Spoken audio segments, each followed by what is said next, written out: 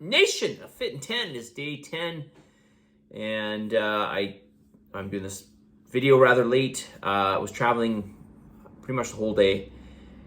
About 11:30 here on Monday evening, so this video will not get uploaded till tomorrow. Well, I'm going to upload it now, but it's going to take a while to upload. And anyways, let's get into it. More of your feedback. This person writes, this is under additional comments and questions. My scale says my body is 6 years older than it is. My goal is to make it 10 years younger than it is. Yeah, this is, I think you're probably referring to metabolic age. And this is, this is really an estimation. It's basically looking probably more so at your body fat percentage versus your age and your height, essentially. So, I mean, for what it's worth, my metabolic age is saying I am 3 years older than I am. So, but I'm also, when it comes to something like, say, BMI, I'm also stage, no, not stage, I don't call it stage, it's category 5 obese, which is like the most obese category. So anyways, I wouldn't take it too seriously, but what I would take more seriously is your body fat percentage, for sure, because you do want to change those. All right, couple of comments I want to address, and this is not from this feedback. This is from some of the feedback that I get through Slack. Somebody wrote me and said that they're wiped out from training. If you feel wiped out, it's okay to take an extra day off, and my suggestion would be to tone down your intensity during the classes. Now, you will acclimate more to the classes, and you should notice a difference week to week. Like, if you do 3 classes, say during week 1, and it doesn't matter how hard you went. If you did 3 classes, you're going to notice that you're probably going to be able to complete 3 more classes the following week and experience less of the feelings of exhaustion or whatever, soreness, than what you did on your first week. Your body will acclimate quite fast. So, but if you're feeling wiped, tone down the intensity. Okay, don't train as hard as you typically would. So do err on the side of caution. Do less than you would otherwise think that you're even capable of. Okay, so if you think you can do, I can do. Last week I went 9 out of 10. This week I think I could do 7 out of 10. I'll be totally fine. Do 6 out of 10. And then just see how you feel, okay? All right, this is a big one, actually. And this is, just so you're aware, there's a lot of people that have written me on this. So this is not with respect to any particular person, because I've had, like I said, a lot of this. I do get a lot of this from challenge, so I do want to address it, and it's the feelings of stress or feeling down or whatever, and then using food and or alcohol as a means of comfort. And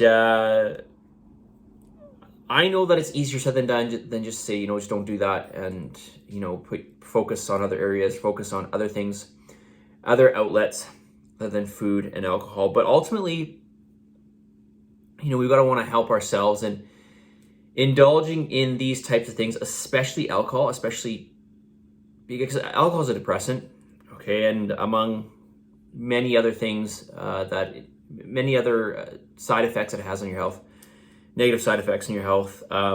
This is really something that is not going to benefit you. You're really, really, as I mentioned yesterday, trading in now for later, and it's not a good trade at all. Like, it's a terrible trade, because this is only going to make you feel worse.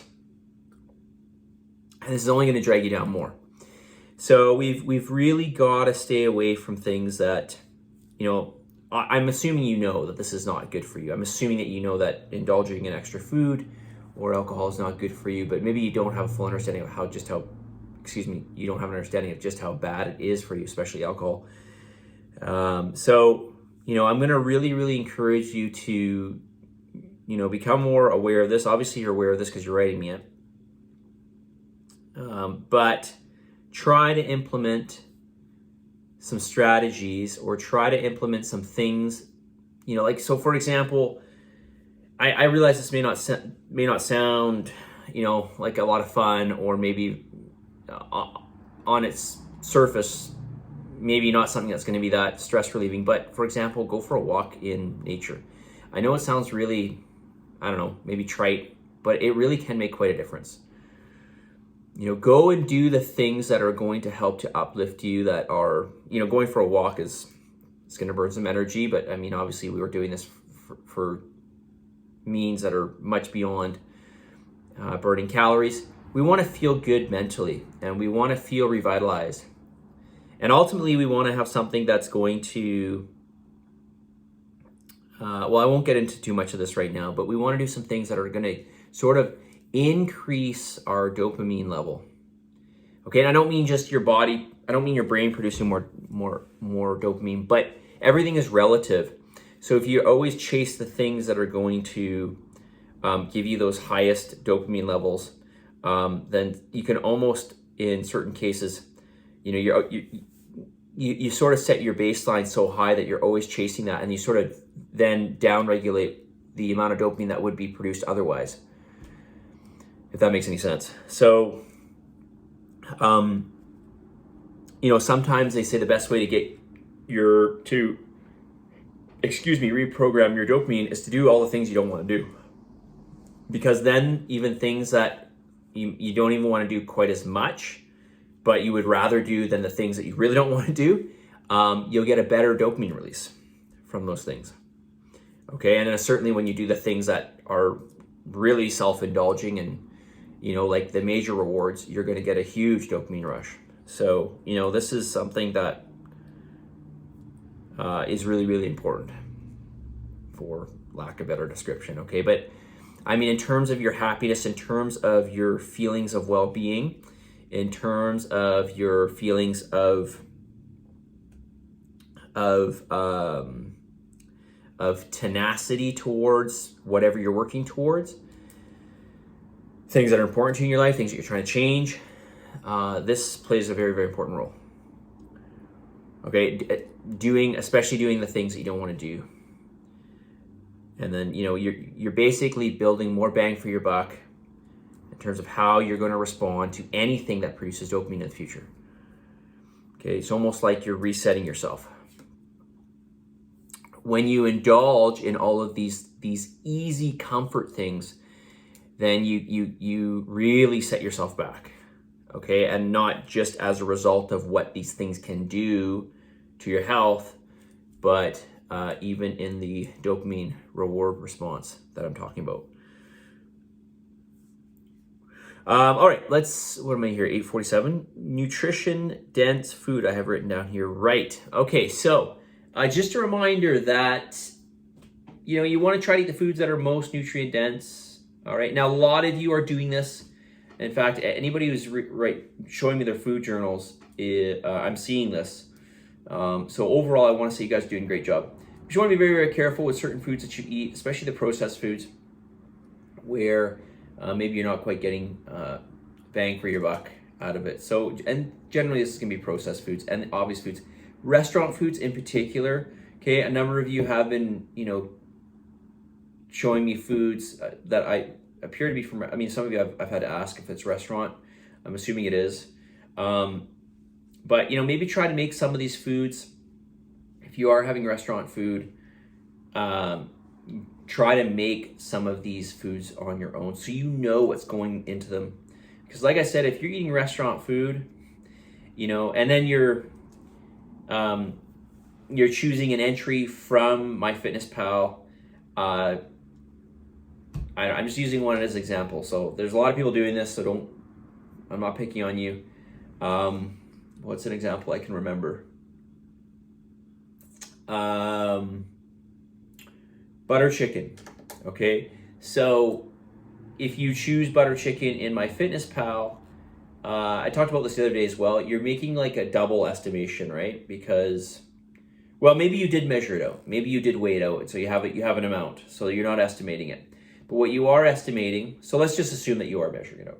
Okay, so in that case, then we're only estimating one thing. And the estimation is how accurately does that entry that you took from MyFitnessPal, how accurate is it versus what you are eating?